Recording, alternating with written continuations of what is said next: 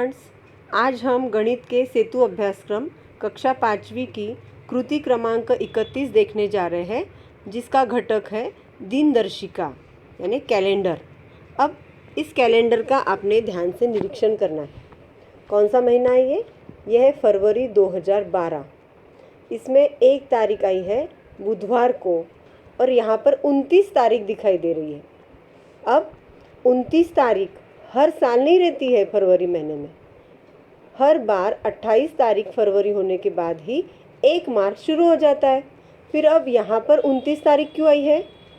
सही बात है, क्योंकि ये है 2012 यानी यह लीप वर्ष है। लीप वर्ष में एक साल में 366 दिन होते हैं, तो ये 366वां यानी एक एक्स्ट्रा दिन जो बढ़ा है ना, वो है 29 फरवरी का। अब इस कैलेंडर का हमने निरीक्षण कर कुछ बातें समझ लेना है। जैसे कि किसी वार को, मान लो यहाँ पे गुरुवार 2 तारीख को है, तो आगे आने वाला गुरुवार कौन से तारीख को होगा, ये हमको काउंट ना करते हुए भी या कैलेंडर ना देखते हुए भी हम समझ जाएंगे, क्योंकि उसमें हमको 7 मिलाना है। एक हफ्ते में ये 7 दिन है, रविवार, सोमवार, मंगलवार, बुधवार, गुरुवार, शुक्रवार, शनिवार। कैलेंडर में रविवार को या जो सार्वजनिक छुट्टी होती है उसको रेड मार्क से दिखाया जाता है। ये लाल अंकों से दिखाई हुई तारीख हम देखते हैं तो समझ जाना है कि यहाँ पर पब्लिक हॉलीडे है। यहाँ पे देखो 5, 12, 19 और 26 इन तारीखों को रविवार आया है। अब 1 तारीख को यदि बुधवार है तो आगे आने वाला बुधवार 8 तारीख को होगा, यानी इसमें मिलाया गया है +7। यानी हर बार मान लो 10 तारीख को शुक्रवार है तो आगे आने वाला शुक्रवार 10 में 7 मिला दो तो बनेंगे 17, यानी आगे आने वाला शुक्रवार 17 तारीख को होगा। क्योंकि अब हमें कैलेंडर के उदाहरण हल करना है, जिसके लिए हमें यह तारीख और वार इनकी जानकारी होना बहुत ज़रूरी है। अब देखिए, आपको चौथी में भी दिनदर्शिका का प्रश्न था। यहाँ पे आपको एक दिनदर्शिका दिखाई दी है। अब हमें प्रश्न है, नितिन के काका 3 फरवरी इस तारीख को दादी के गांव गए। वह 15 फरवरी इस तारीख को वापस आए, तो वह कितने दिन गांव को थे? अब कब गए थे वो? 3 तारीख को, यहाँ पे शुक्रवार है, और आए कब? 15 तारीख को।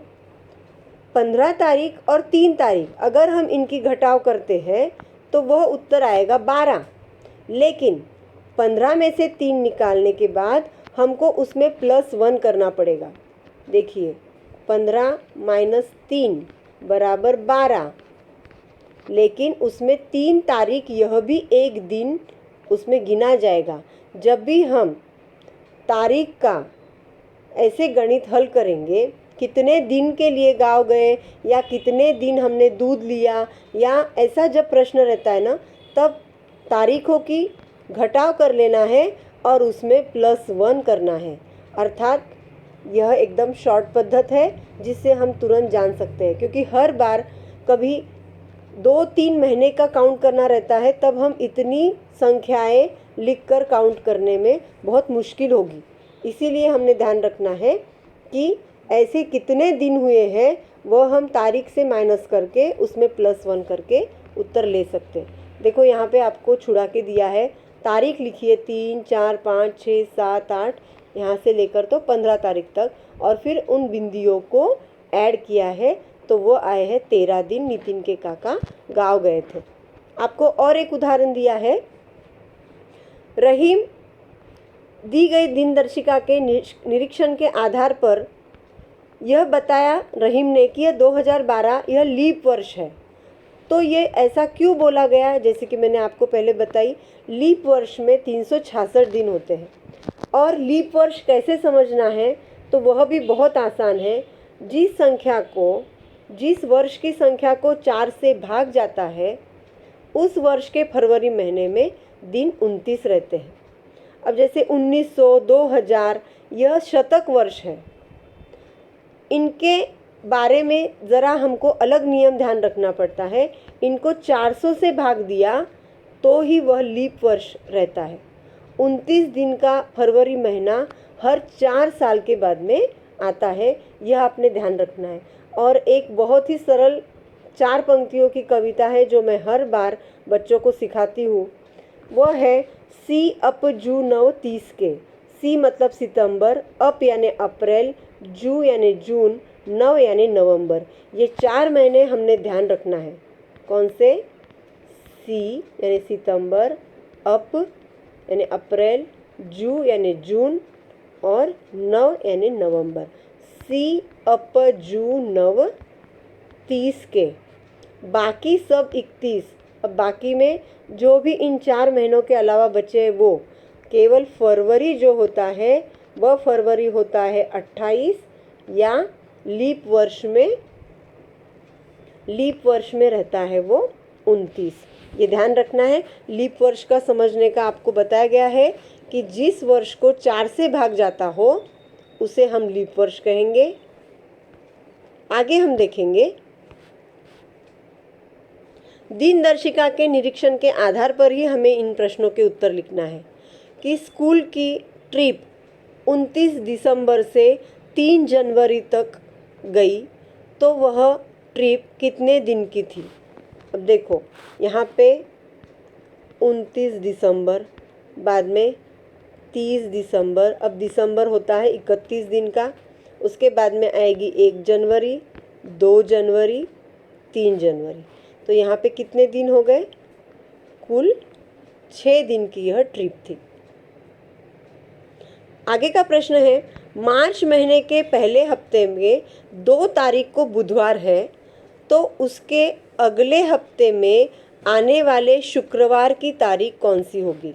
पहले हम ये देखेंगे 2 तारीख को बुधवार है तो उसी हफ्ते का शुक्रवार कब होगा, क्योंकि जब हमको आगे का वार लेना है तब उसमें 7 मिलाना है। तो अब देखो 2 तारीख को बुधवार है, 3 तारीख को गुरुवार, 4 तारीख को ये हो गया शुक्रवार।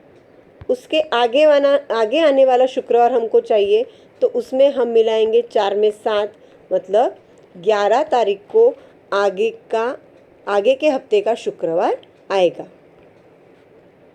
स्कूल का स्नेह सम्मेलन 30 नवंबर से 30 दिसंबर यह था तो कुल कितने दिन स्नेह सम्मेलन यानी आपका गैदरिंग आयोजित किया गया। अब देखो 30 नवंबर से 3 दिसंबर, नवंबर का महीना अभी जैसे मैंने आपको बताई सी अब जून 30 के यानी ये 30 दिन का ही महीना है। उसके बाद में 1 दिसंबर, 2 दिसंबर और 3 दिसंबर, ये दिसंबर के 3 दिन और ये नवंबर का आखिरी का दिन, ऐसे कुल मिला के यह गैदरिंग 4 दिन तक चला। इस तरह से आपने इन सभी उदाहरणों को हल करना है।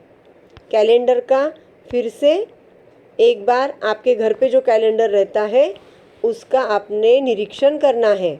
उसके आधार पर हम कई अलग अलग बातें सीख सकते हैं जो कि आपको स्कॉलरशिप में एक स्वतंत्र चैप्टर रहेगा कैलेंडर पर, जिसमें आपको एक महीने की कोई तारीख और आगे आने वाला कोई इवेंट है, जैसे कि अब लोकमान्य तिलक की जयंती है तो क्रिसमस कब होगा, या रक्षाबंधन का है, या 15 अगस्त है, या 26 जनवरी है।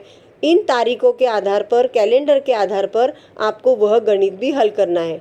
लेकिन फ़िलहाल में आपने ध्यान देना है लीप वर्ष के बारे में और आगे आने वाली जो दिन रहते हैं उनको और पहले के दिन को, इन दोनों के बीच में कितना अंतर है वह भी आप इस कैलेंडर के द्वारा जान सकते हैं।